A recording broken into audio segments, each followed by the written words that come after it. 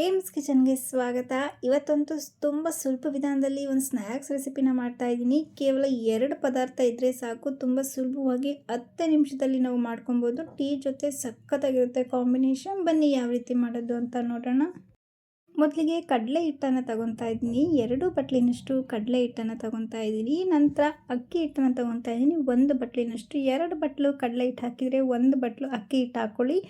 ನಿಮಗೆ ಕ್ರಿಸ್ಪಿಯಾಗಿ ಬೇಕು ಅಂದರೆ ಅಕ್ಕಿ ಹಿಟ್ಟು ಸೇರಿಸ್ಕೊಳ್ಳಿ. ಇಲ್ಲ ನಮಗೆ ತುಂಬ ಸಾಫ್ಟಾಗಿ ಬೇಕು ಅಂತ ಅನ್ನೋದಾದರೆ ಅಕ್ಕಿ ಹಿಟ್ಟನ್ನ ನೀವು ಸ್ಕಿಪ್ ಮಾಡ್ಬೋದು. ಖಾರಕ್ಕೆ ಖಾರದ ಪುಡಿ ಸೇರಿಸ್ಕೊತಾ ಇದ್ದೀನಿ. ಖಾರ ಸ್ವಲ್ಪ ಜಾಸ್ತಿ ಇದ್ರೇ ನಮಗೆ ರುಚಿ ಕೂಡ ಅಷ್ಟೇ ಚೆನ್ನಾಗಿ ಬರುತ್ತೆ. 1.5 ಚಮಚದಷ್ಟು ಸೇರಿಸಿದ್ದೀನಿ. ನಂತರ ಅಜ್ವೈನನ್ನು ಹಾಕೊತಾ ಇದ್ದೀನಿ. ಇದ್ರ ಬದಲು ನೀವು ಜೀರಿಗೆ ಕೂಡ ನೀವು ಸೇರಿಸ್ಕೋಬೋದು.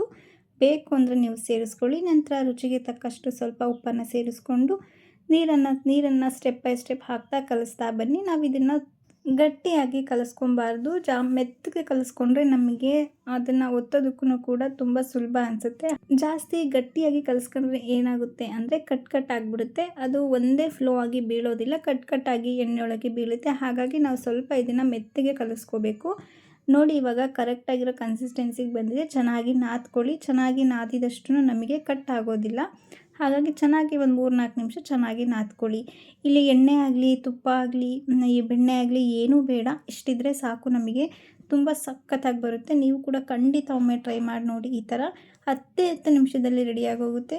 ಇವಾಗ ನಾವು ಚಕ್ಲಿ ಒಳ್ಳಿರುತ್ತಲ್ಲ, ಬಿಲ್ಲೆ ಈ ಥರ ಇರಬೇಕು. ಈ ಥರ ಲೈನ್ ಥರ ಇರುತ್ತಲ್ಲ, ಅದನ್ನು ಬಳಸ್ಕೊಳ್ಳಿ. ಕೆಲವೊಂದರಲ್ಲಿ ಒಂದೇ ಒಂದು ಲೈನ್ ಮಾತ್ರ ಇರುತ್ತೆ, ಅದಿದ್ರೂ ಕೂಡ ನಡೆಯುತ್ತೆ. ಇವಾಗ ಉಂಡೆಯನ್ನಾಗಿ ಮಾಡಿ ತಗೊಂಡು ಚಕ್ಲಿ ಒಳ್ಳಿಗೆ ಸ್ವಲ್ಪ ಎಣ್ಣೆಯನ್ನು ಹಚ್ಚಿ ಉಂಡೆಗಳನ್ನು ಹಾಕ್ಕೊಳ್ಳಿ. ಉಂಡೆಯನ್ನು ಹಾಕಬೇಕಾದ್ರೂ ಅಷ್ಟೇ ಫುಲ್ ಟೈಟಾಗಿ ನಾವು ಪ್ರೆಸ್ ಮಾಡ್ಕೋಬೇಕು. ಗ್ಯಾಪ್ ಅನ್ನೋದು ಇರಬಾರ್ದು. ಗ್ಯಾಪ್ ಅನ್ನೋದು ಇದ್ದರೆ ಅದು ಕಟ್ ಆಗೋಗುತ್ತೆ. ಈಗ ಎಣ್ಣೆ ಕೂಡ ಕಾದು ರೆಡಿಯಾಗಿದೆ. ಜಾಸ್ತಿ ಐ ಫ್ಲೇಮಲ್ಲಿ ನಾವು ಇಟ್ಕೋಬಾರ್ದು, ಮೀಡಿಯಮ್ ಫ್ಲೇಮಲ್ಲಿ ಇಟ್ಕೊಂಡು ನೀವು ಮಾಡ್ಕೊಳ್ಳಿ. ನಾವು ಚಕ್ಲಿ ಎಲ್ಲ ಬೇಯಿಸ್ಕೊಬೇಕಾದ್ರೆ ಜಾಸ್ತಿ ಟೈಮ್ ಹಿಡಿಯುತ್ತೆ. ಎಣ್ಣೆ ಮುಂದೆ ನಮಗೆ ಬೇಯಿಸೋದಕ್ಕೇ ಇಷ್ಟ ಆಗೋದಿಲ್ಲ.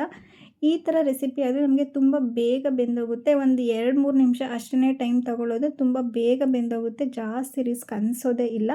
ಇವಾಗ ನೋಡಿ, ಮೇಲ್ಗಡೆ ಸುತ್ತ ಗುಳ್ಳೆ ಬರ್ತಾ ಇದೆ. ಅದು ಬೆಂದಾದ ನಂತರ ಅದು ಯಾವುದೂ ಬರೋದಿಲ್ಲ. ನಮಗೆ ಆವಾಗ ಗೊತ್ತಾಗುತ್ತೆ ಇದು ಬೆಂದಿದೆ ಅಂತ ಅರ್ಥ. ತುಂಬ ಕ್ರಿಸ್ಪಿಯಾಗಿರುತ್ತೆ, ಸಖತ್ತಾಗಿರುತ್ತೆ. ನೀವು ಕೂಡ ಖಂಡಿತ ಒಮ್ಮೆ ಟ್ರೈ ಮಾಡಿ ನೋಡಿ. ಮಕ್ಕಳಿಗೆ ರಜೆ ಇರೋದರಿಂದ ತಿನ್ನೋದಕ್ಕೆ ಏನಾದರೂ ಕೇಳ್ತಾನೆ ಇರ್ತಾರೆ. ಆ ಟೈಮಲ್ಲಿ ಈ ಥರ ಮಾಡ್ಕೊಳ್ಳಿ. ಕೇವಲ 10 ನಿಮಿಷ ಅಷ್ಟೇ, ತುಂಬ ಬೇಗ ರೆಡಿಯಾಗೋಗಿದೆ. ನೋಡಿ, ಈ ಥರ ಬಣ್ಣ ಬರಬೇಕು. ಅಲ್ಲಿವರೆಗೂ ಕೂಡ ನಾವು ಚೆನ್ನಾಗಿ ಎಣ್ಣೆಯಲ್ಲಿ ಬೇಯಿಸ್ಕೋಬೇಕು.